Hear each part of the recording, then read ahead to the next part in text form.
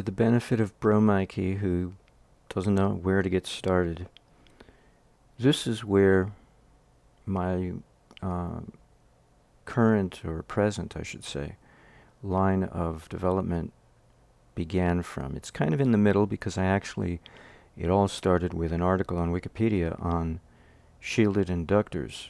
When you take an inductor and ground one end of it to the earth through a resistor, that's where it started from. And that's so simple a concept. And how that developed into something like this is beyond me. But it did, through many, many steps in between, including simulating Joseph Newman in between.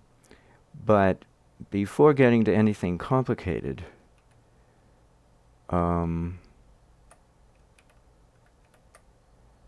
this would be something simple to start with.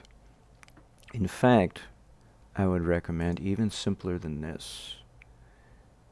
So let's take out the spark gap, because we don't need it. What do we need a spark gap for, you know? We don't need one. Whoopsie, too much. I don't need a little bit of length. Take out the spark gap.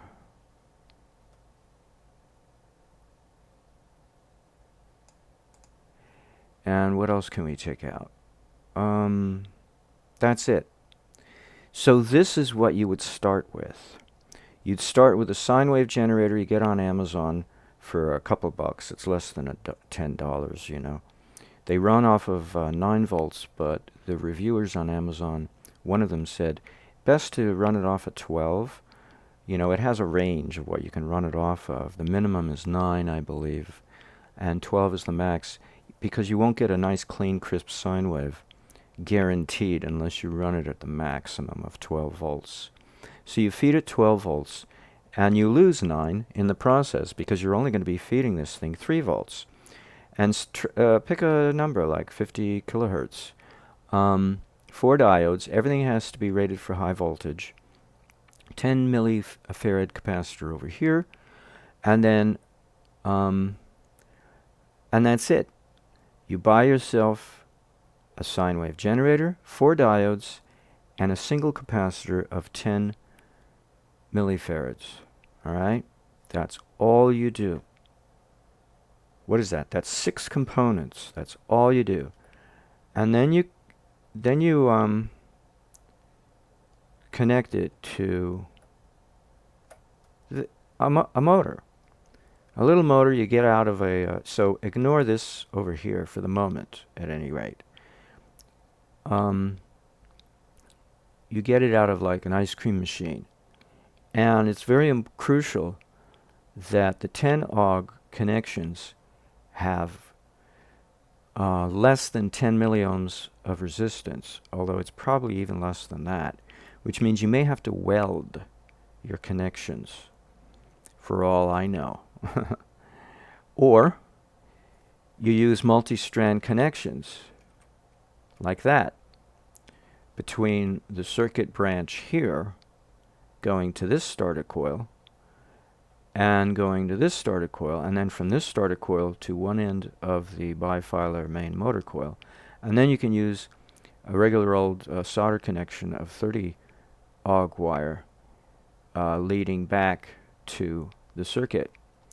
But these 10-og connections, if you're not going to weld and you're just going to use solder joints, you may have to use multiple wires. And Eric Dollar did this in one of his 1980 Borderland science videos, in which he demonstrated in Santa Barbara the transmittance of a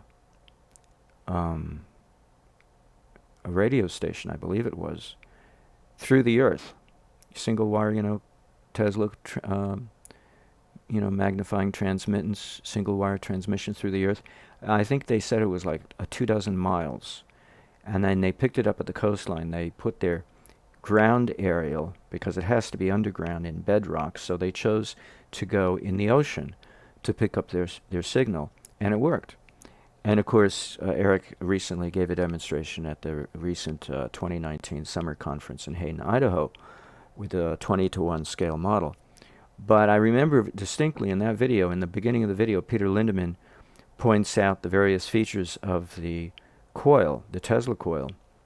It's a pancake coil with very large spacing between each winding, and a light bulb in the middle to serve as ballast, and the connections to the aerial are many, many, many wires of heavy-duty insulated wire, not magnetic wire, but heavy-duty insulated wire, let's say 18 or 16 gauge, I don't know what it was, and many, many of them soldered. And I thought that was very interesting. I couldn't understand, and now I understand. I appreciate the fact, because you're setting up parallel connections. Each one has got a certain amount of resistance at the solder joint. And as we know, if you have resistors in parallel, it's you take the inverse, 1 over that resistor value, and summate it with all the others, which are also 1 over. You take the reciprocal of each of them, add them together, and then take the reciprocal of the total. And you end up with a resistance far less than what you would have had you used only one wire.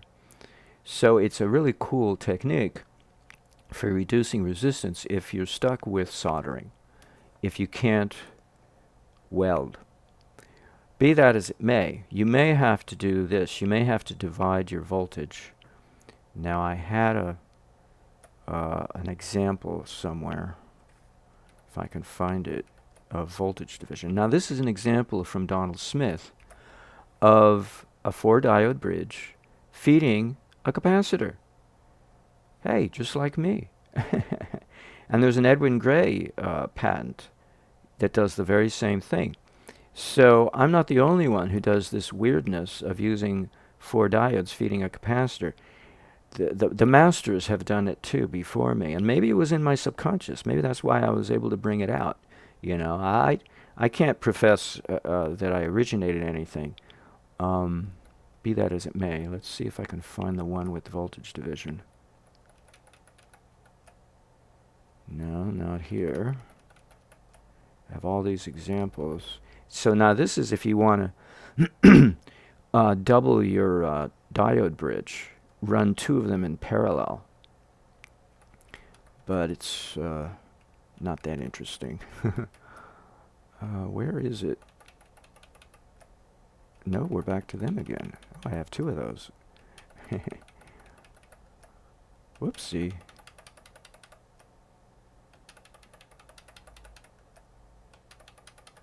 Am I going back to the beginning again? Maybe I should go back to the end. Wait a minute. Let's go backwards. Ooh.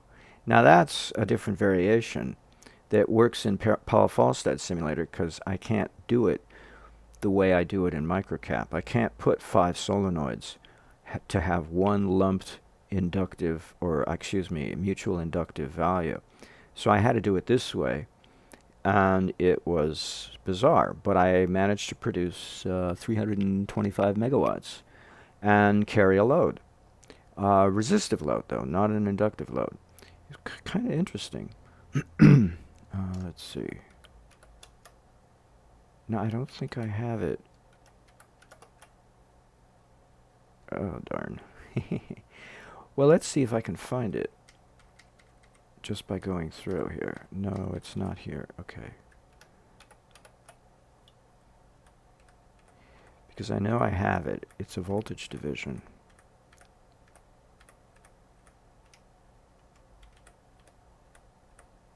Example.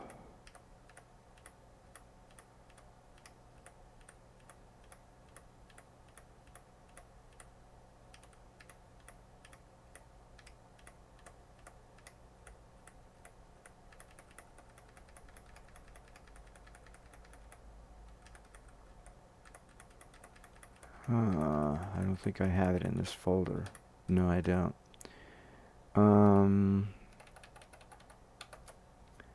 Let's see, where did I put it?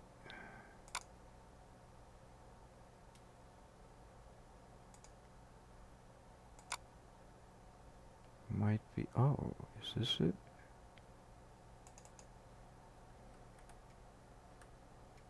There we go. So what you might have to do is put a capacitor in between the sine wave generator and your ground. Put a low-level resistor in between the sine wave generator and your circuit, let's say 1 ohm, and then branch off another ground, this time without any capacitor getting in the way. And this resistor is, I made 1K. And that reduces my 3-volt input down to 6 microvolts. Because if you're going to deal with a motor, if you're going to deal with the motor as your, what happened to it? Oh, let's see, which one is it?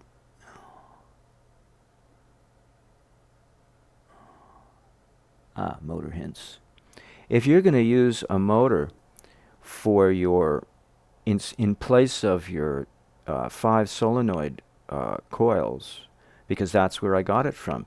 Here is the solenoid core, suitable for a PMH experiment, a perpetual motion holder experiment, because it's not a transformer that's made out of compositional material, very friable material, that's intended to kill the circulation of magnetic flux, circulating as soon as you take away your source of energy. It's intended instead to maintain it, to maintain high degree of remanence, magnetic remanence, and very low hysteresis, because you're trying to turn the rotor behind, that's attached to this axle here, that's behind this bracket, this brace bracket. You can just see the edge of the outer edge of one end of this rotor over here. But it's a shaft. It's a very interesting mechanism, what they've managed to invent. But the 2 current coils that are linked, or looped, I should say, or self-looped, are here. There's the starter coil, and here's the other one. You just have to take off the wire off the main coil and cut it in half, and then solder both ends, and then rewind it. And it'll be half the inductance, actually, now that I think of it. Won't it? Because it's you've cut it in half. So you won't have the same inductance. But we're not trying to turn the rotor. So you may want to glue the rotor to make sure it doesn't rotate. I don't know. Or just, I don't know, whatever. Be that as it may. And then, of course, you cut the 2 AC wires. There's one that comes out of here and one that comes out of here, because you're not going to be needing it anymore.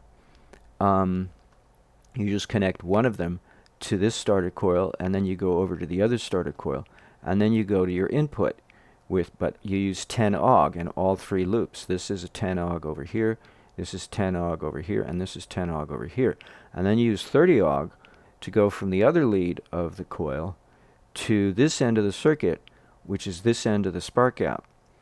But in order to test this thing, you don't need the spark gap. If you just want to explode it, see if you can explode this thing without any safety device, that's all the spark gap is, then you can take out this capacitor, this spark gap, and just connect this 30 Ogg wire to this end of the 4-diode bridge.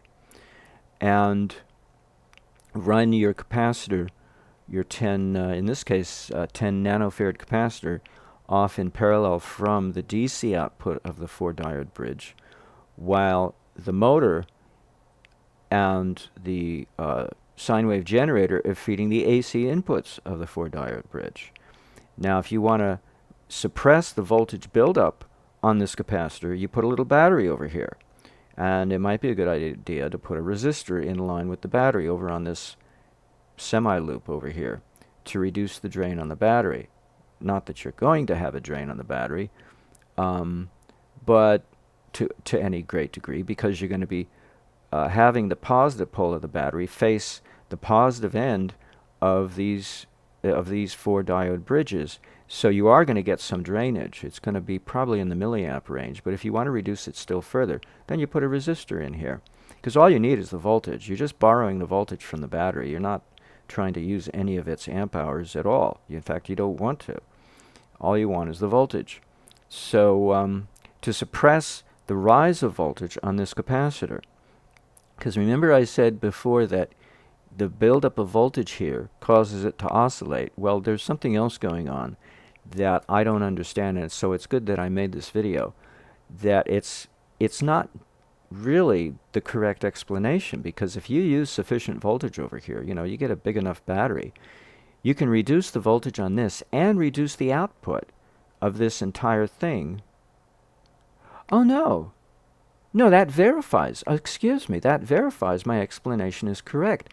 Because by forcing the voltage that will be sustained here in this capacitor, by forcing it downwards by the use of a battery, this serves as a throttle to regulate the overall energy level of the circuit. So you could actually put a resistor here no, excuse me. Now we're getting into something interesting, if I can find it.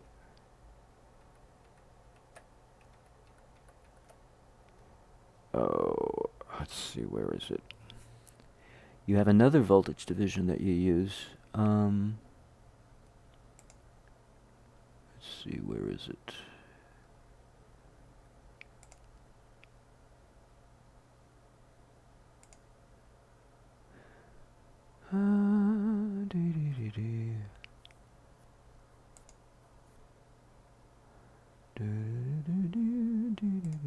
Whoopsies.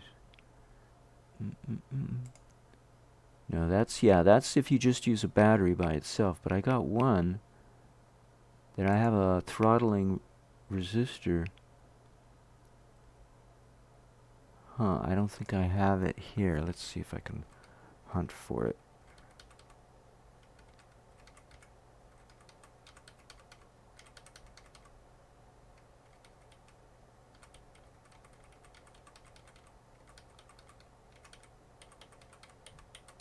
No, it's not in this folder. Okay. I have a very interesting variation, if I can actually find it.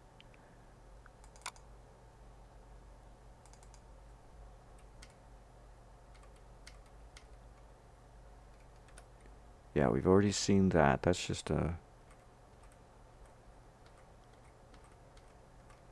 question of use. Whoa. This is what you get to see, all the different schematics that I had to come up with for developing the different generations, the different incarnations of my ebook. Whoopsie, no, it's not that one. Where did I put it? Oh, was it here?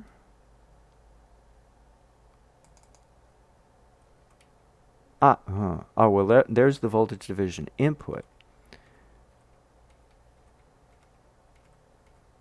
Oh, these are much older. Where did I put it? Oh, it might be in here, now that I think of it. Maybe. Yeah, this is much older. I've gone... Oh, there's... no. There's a much older version of the ebook that... oh, there's the... no. Oh, it's not in... God darn. Where did I put it? It's not in here. Oh, this is a riot. Where did I put it? Oh. Yeah, it had a nice throttling action.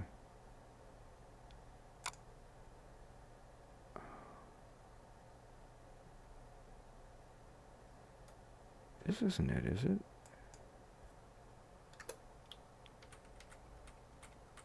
Oh, yeah. Okay. So here, we have the table model of the ice cream machine, and I've divided it into as many divisions. See, the more divisions you take that main bifilar coil apart, the main motor coil of the of your motor off-the-shelf single-phase induction motor, the more you split it into multi-filar windings, the more power you're going to get. And the simulator wouldn't allow me to go beyond a certain level depending on what else I was doing, how complicated. But here are your two starter coils that are independent, self-looped. And here I've got I've divided the main motor coil into 4 parallel divisions. And I've got 30 Ogg wire going on here. I've got 10-og wire going on over here. I've got a voltage division to throw away. I've got 180 kilohertz, kind of high, coming from the sine wave generator. I got a 10 picofarad capacitor at the back end between the sine wave generator and ground. I've got my 1 ohm resistor and my 1000 ohm resistor to reduce my input voltage to 24 microvolts and 24 microamps. And I'm throwing away 24 millivolts and 24 microamps. And I do have a spark gap, and then I have a regulating capacitor of 1e to the negative 13 farads. So that would be 100 femtofarads. So we're talking like a glass plate here. We're talking about a really thick capacitance, you know, the thickness in space of the dielectric. Then we have our 4-diode bridge. Then we got a regular old 10 nanofarad capacitor. And then I've got my suppressing battery at 8 volts. And that's because it's not a battery. It's a group of solar panels. I looked them up on Amazon. 3, let's see if I can expand this.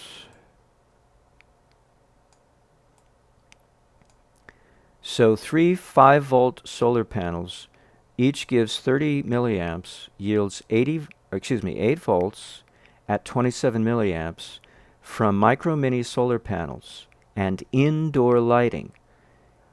And then you put a voltage division, 1 ohm resistor here, that'll give you 27 millivolts to suppress this, and a 300 ohm resistor over here to throw away the excess voltage.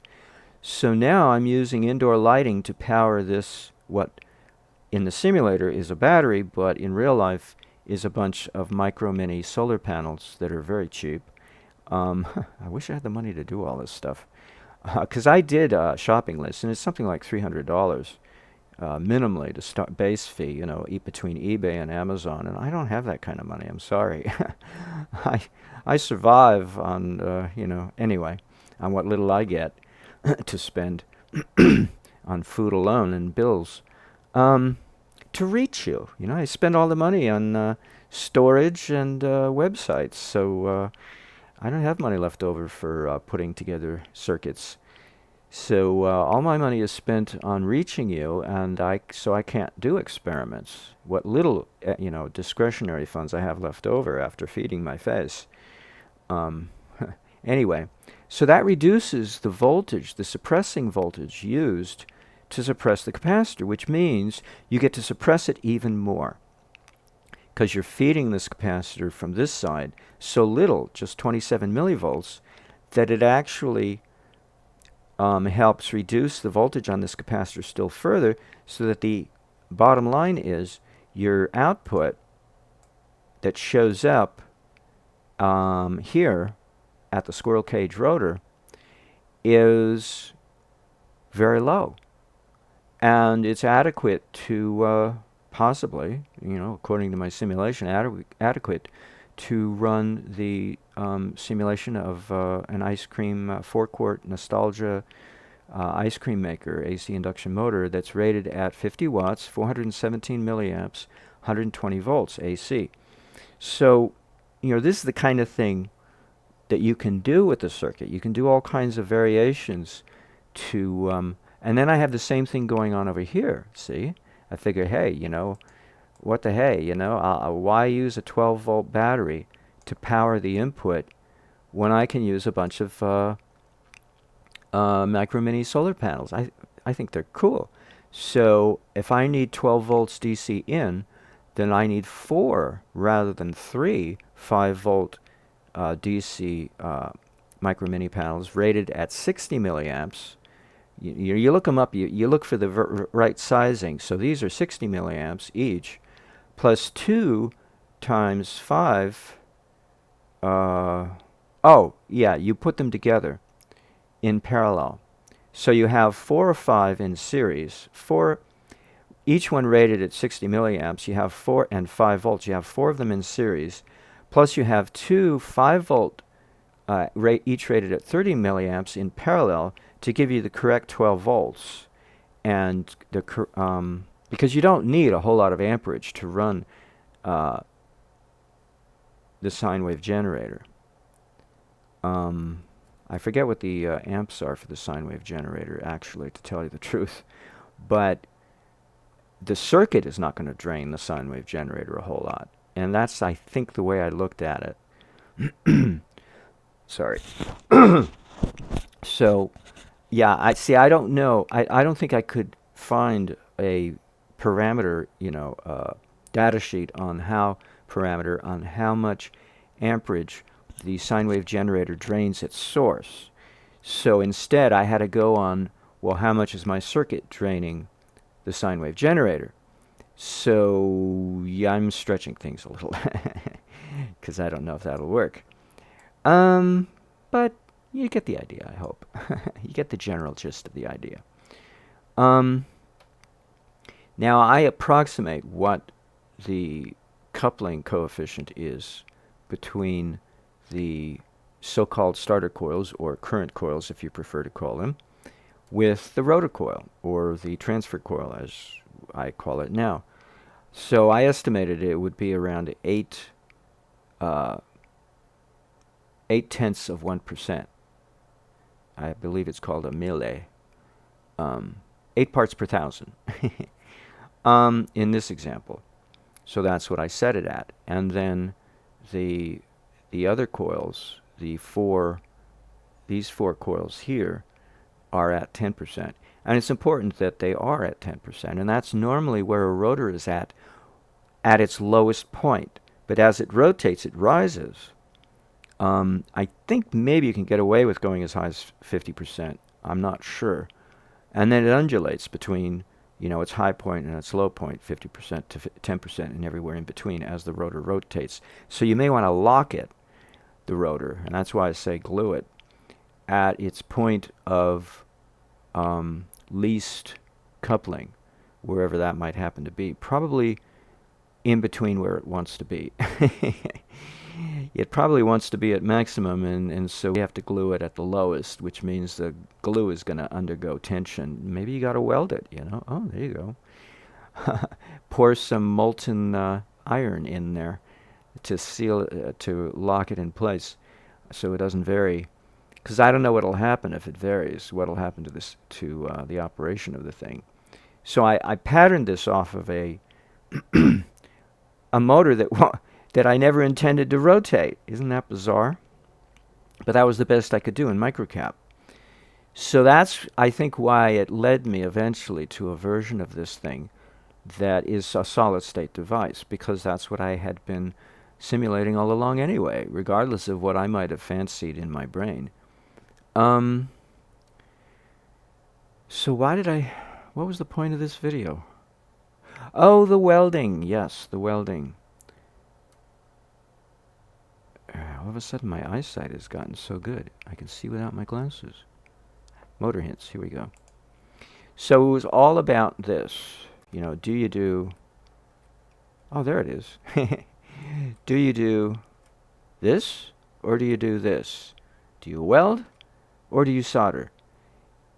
And also, the simplest model is to throw away the spark gap and just start with your motor coil. Let's see, let's go back to the motor So, whoops.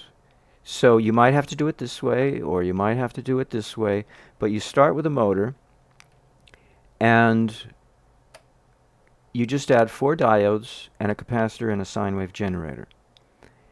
And maybe you have to lock the rotor and weld it in place. Yeah, probably gluing won't be good enough. It might be good enough. A little super glue, it might work. Who knows? It's worth a try, I suppose. But you do have to take the winding off the main coil here. It has to be a minimum of 2 bifilar windings. There's no wiggle room there. And you have to have a minimum of 2 starter coils. They are actually part of the circuit, oddly enough. We make them part of the circuit. In a motor, they're separated.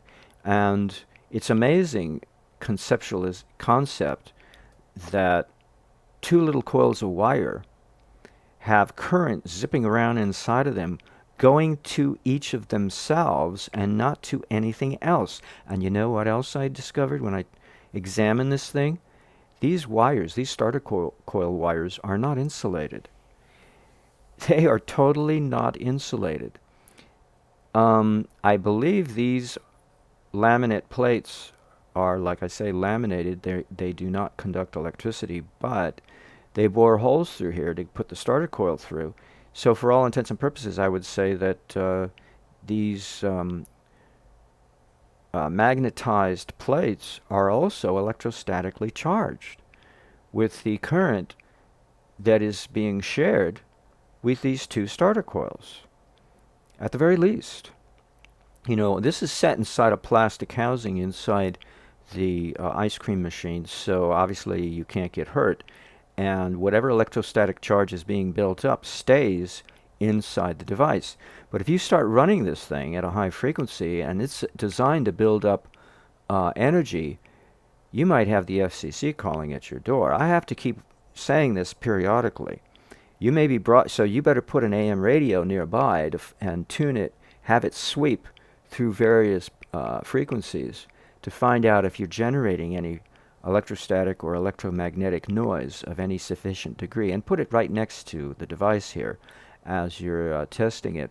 Because if you succeed in building up any kind of voltage to speak of, at the very least the voltage, even if nothing else builds up, you could have the FCC at your door. And because this thing theoretically produces a tremendous amount of voltage, if not current as well. I mean, that's the whole point of the current coils, is to build up a lot of current and then have the current of the current coils and the voltage of the main motor coil blend in the rotor coil and unite.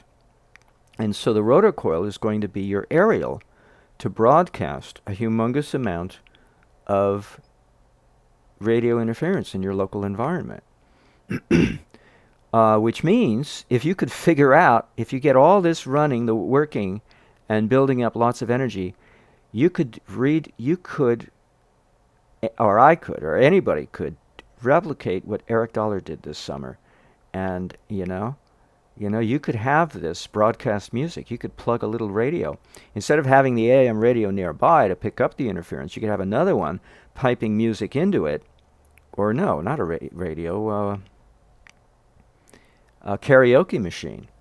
You could sing into this and broadcast to an AM radio nearby your voice, your beautiful sounding operatic voice, and your baritone or your soprano, as the case may be. We could make some very interesting experiments out of this, but it would show that this thing is broadcasting. So, you know, oh my God, you could turn yourself into your own radio broadcast station on, what is this? 3 volts input? With a tiny little motor instead of this big, humongous aerial, you know? I mean, hello? And you don't even ground this thing. Well, you ground the back end of your sine wave generator, that's true. So you would be sending this into the earth. You'd be broadcasting this through the earth. Oh my God, talk about the back end of the Crystal Radio Initiative of Eric Dollard. I just gave you the backwards version. Instead of saying if you could receive, see if you can both transmit and receive. You want to try that and risk the FCC at your door?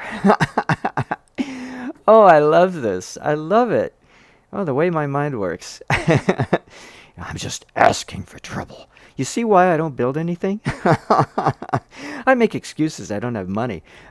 Charlie Lutz used to say, if you don't have money, it's for a reason.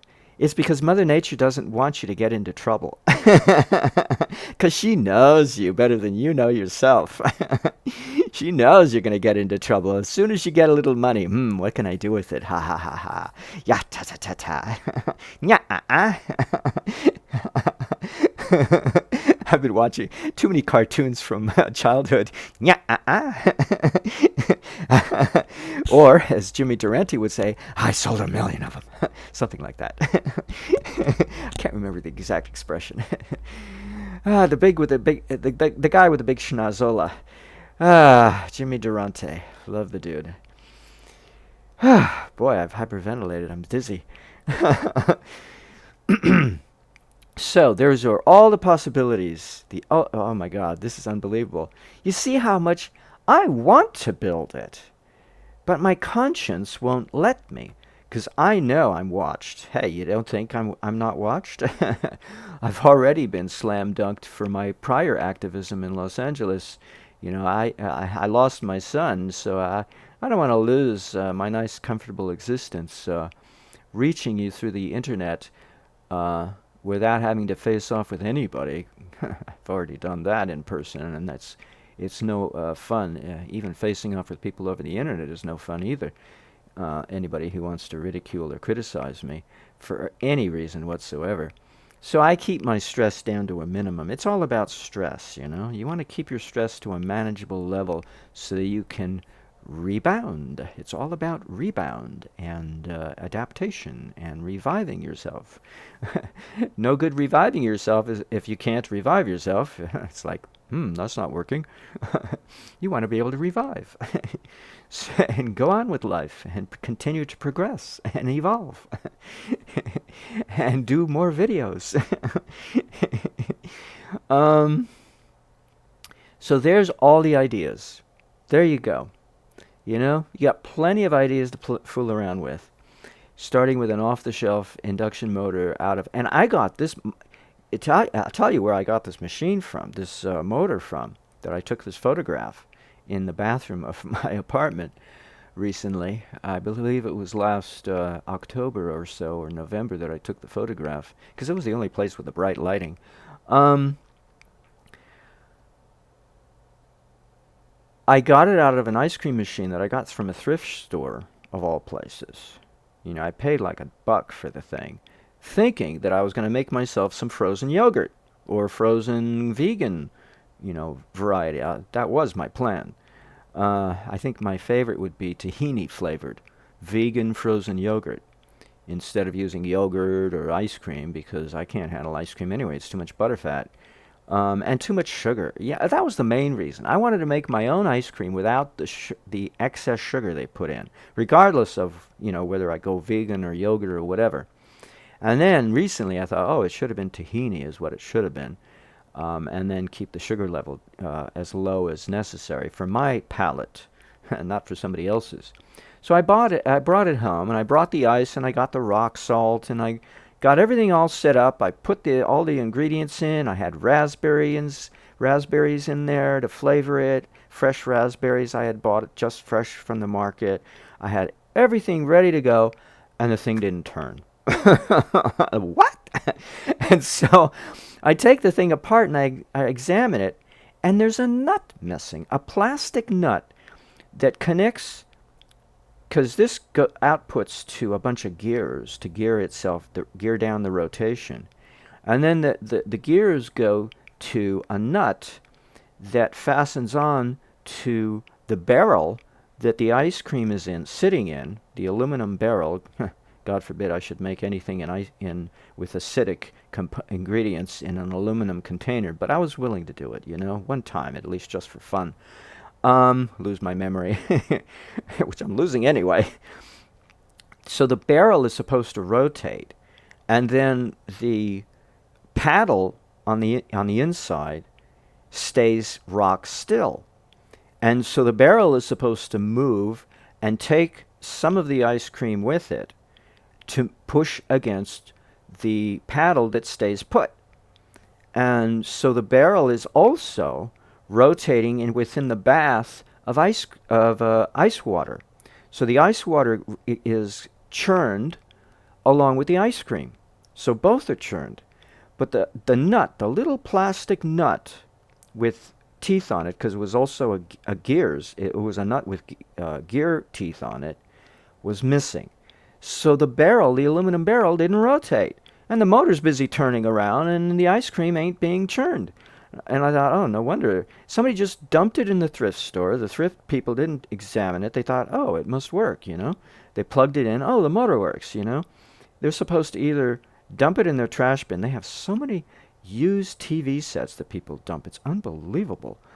Flat screen TVs. I don't even need it. I got a perfectly good cathode ray tube shining ion gun at me, electron gun at me, $500, and now I can get a $250 flat screen TV, 50-inch from Walmart, and I still am using the $500 cathode ray tube TV set that my mom bought decades ago that still works. She's now past deceased. I mean, this is like a, I want to say 25, 30-year-old TV set that still works. Never had to see the TV repairman. Um, of course, I never watch broadcast TV. I can't stand this stuff for most of my lifespan since I was a teenager. I just watch tapes and discs, mostly tapes from the 1990s. I am so old-fashioned. Anyway, so that's where this motor came from. Because the thing wasn't working, I figured, well, I'll take it apart and examine the motor and try to get an education on motors, because I knew absolutely nothing about motors. I was busy simulating in Paul Falstad's simulator anything but motor, or anything even akin to motors, even remotely related to motors. And that's what got me into motor simulations, or even at least try to come close to them, even if I failed to, which I have failed to, because microcap and Paul Falstad simulator doesn't really give you that advantage to simulate motors. But at least I got a start. And LT Spice, since Joseph Newman's motor is not exactly a motor, in the usual context of what we think of a motor. It's a torque motor, it's true, but I got away with it, But in a case where it involves speed, where you have to have speed, yeah, it's not going to work. You can't simulate a motor designed for speed in either microcap or LT Spice. You need some other high-priced simulator to be able to do that. But if there's only torque involved, it's only voltage, and so you don't need the heaviside solution, which, of course, I've shown you before, is the transformer. If I could even locate which one it is. Oh, God.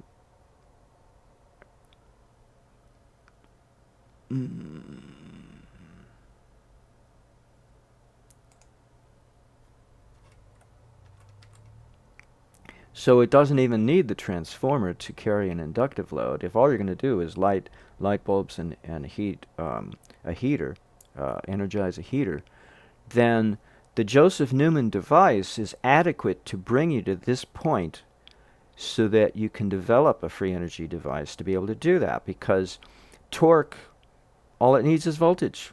You don't have to worry about magnetism. Voltage is all you need, and that's what the Joseph Newman motor does. It produces lots of voltage. So that's the background about all this, the backstory, Adding a transformer to give you the ability to run an inductive load, that's like a hiccup of an addition, because it's like nothing. It's like, oh, it's just one component, my goodness. But who would have thought of it, I had a, oh yeah, Oliver Heaviside, I never would have thought of it. But so here are your main motor coils are the voltage coils, and then your starter coils are the current coils, and here's your rotor coil right here. Or, if you prefer, in terms of the circuit, it's over here, but in terms of its placement, it's somewhere over here. So it's really, you got a lot of stuff here to work with, to run with, and so be it. Amen. That's what amen means. It's so be it. Let it be, the Paul McCartney song, let it be. Amen. Same thing. And of course that comes from ancient Egypt. What did they call it? Oh, it comes from a ancient Egyptian expression they had. Ammon Ra. Ammon Ra, that's right. Amen comes from Ammon Ra. How about that? Okay,